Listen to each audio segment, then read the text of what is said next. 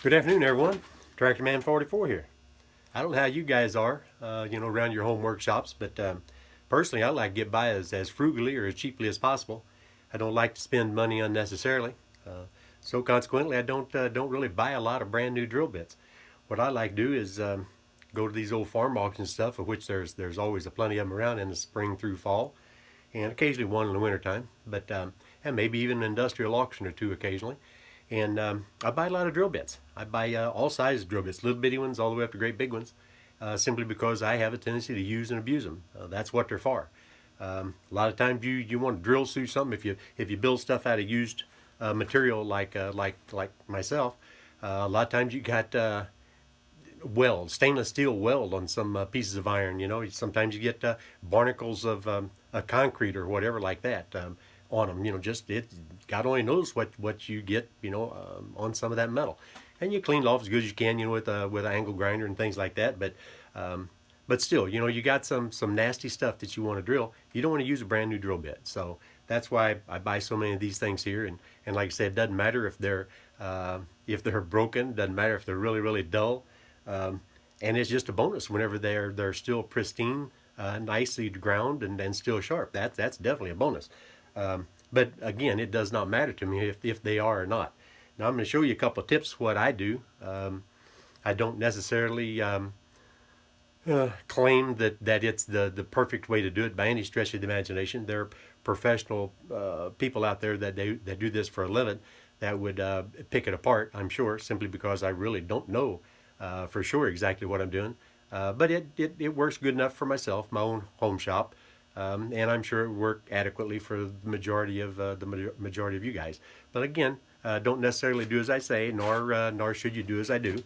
But if you pick up a little tip or a hint or something, if you don't do your own grinding or your own sharpening of your own drill bits, and you're happy buying new drill bits every time you run one, so be it. That's fine and dandy. But you might be able to pick up a tip and improve upon it yourself with your own technique and save yourself a little money in the long run. Okay, so have to adjust the camera here, and I kind of give you a rough idea what I do. Now, most of these high-speed drill bits are ground at what they call a 118 degree included angle. Now, I don't really know what what included means, but 118 degree is the accepted angle. So what I do, I don't know if you can see this here, but right here on my little tool rest, I'll typically take my angle grinder and a protractor, and I'll set a 59 degree mark there, or a couple of them, and mark that 59 degree, and that becomes my witness mark. And you use your peripheral vision, whenever you hold your drill bit up there, to kind of maintain that angle. 59 degrees on this flute, 59 degrees on that flute should add up to be 118 degrees. So what you want to do is just visualize a level plane across the center of the arbor, right straight out to the edge of the wheel. Okay, that center plane is what you want the angle that you want to hold your drill bit perfectly perpendicular to. If this was a square wheel instead of a round wheel, which would be kind of silly, it couldn't be done. But if this was a square front, you would want this 90 degrees to that square front, which puts you in line with that arbor, center line of that arbor. Okay, and you're holding it at 90 degrees squarely to the front of this grinding wheel, and 59 degrees off to the side.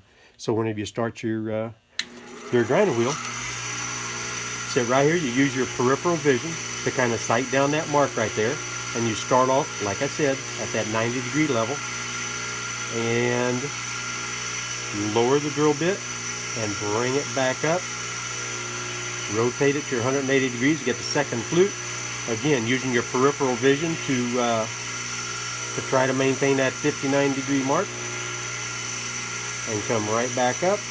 It's important that you lower the back of that those flutes lower than the front of the cutting edge, because I guess that's the relief angle. You got to make sure that the back of the drill bit doesn't come in contact with the metal. You want that front of the flute to be doing the cutting and curl that chip up and out of there. So actually this one was not in too awfully bad of a shape, and consequently I think we're going to go ahead and give it a test right now. Have to shut the grinder off. Well, it doesn't look perfect. But that's okay. You know, if you grind something a little bit off, or you got one that doesn't drill and doesn't cut, you just regrind it. It's not a big deal. It's nothing for me to have to go back to the drawing board, you know, several times, especially on the larger bits. You get up around, you know, 3/4 inch or a 1-inch bit. Some of the bigger ones, so it's very difficult to get that just exactly right, especially with this thin white wheel. You want a little bit of a wider wheel, and I've got those too for the larger bits. But at any rate, I'm going to go ahead and get this thing over to the drill press. You can see my sacrificial piece of angle iron there, and I'm going to try to not get my elbow in the way, and we're going to see if this cotton picker cuts. If it cuts, fine, and if it doesn't cut, well, I'll probably regrind it, and probably post the video anyway to show you that, hey, you know what, kind of like most of these drill bits, I ain't perfect. But we're going to hope like heck that it works. A lot of people don't realize that that these those three openings on the side, you're supposed to use all three of them every time you tighten up a drill bit. What that'll do, that'll actually squarely draw those three jaws into that drill. Now, I don't know if you guys do any butchering or anything like that, you know, but we render our own lard whenever we butcher hogs. So I keep lard here for lubricant. I like it because you can put it on the you can put it right on a drill bit and it'll be solid and everything, you know, as long as you ain't got a big fire in there, and it'll kind of melt and kind of help you lubricate your drill point. So anyway, let's just take a shot and see what happens. Now, this ain't my normal routine. I usually ain't got my hands all around here, you know, but we can make an exception here. The safety police ain't gonna holler at us too much. At any rate, let's see what happens. Well, doesn't look too bad. There's some ribbons coming out of there. Well, and normally I have that vise latched down. In my haste and trying to stay out of the way of the video, I forgot to latch it down. So again, don't do as I do. Do what's correct. But at any rate, I would rate that one as a success. And then maybe go over here and grab some of these other ones that need a little touching up.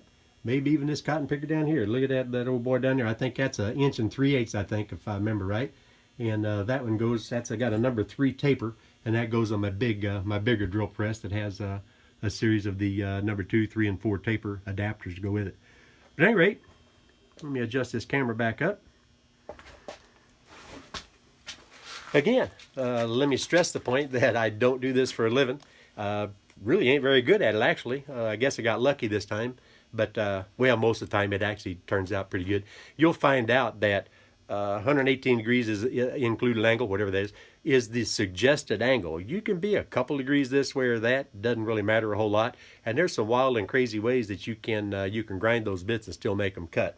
But at any rate, give that a shot. Oh, and another side note. If you don't have any way to measure the 59 degree, you can take 2 nuts, hexagon nuts, and you can set them side by side, and that's going to be 120 degrees in between those 2 nuts. So you can actually grind a drill bit and just kind of lay it against those 2 nuts and just kind of eyeball and just get a little bit of clearance off of both sides as you square into those the juncture of those 2 nuts sitting on the workbench. And that will work halfway decent. Again, if you don't have a way to measure that 118 degree. This is a little fella here. If you ever see one of these at a yard sale, you know, for a nickel, a dime, or a quarter, or whatever, you ought to go ahead and pick it up, because you'll never believe what this is. This right here is 59 degrees, and that, let me just randomly pull this guy out of here, that is the angle that you want those drills to be ground to. Now this one here is pretty much dead on.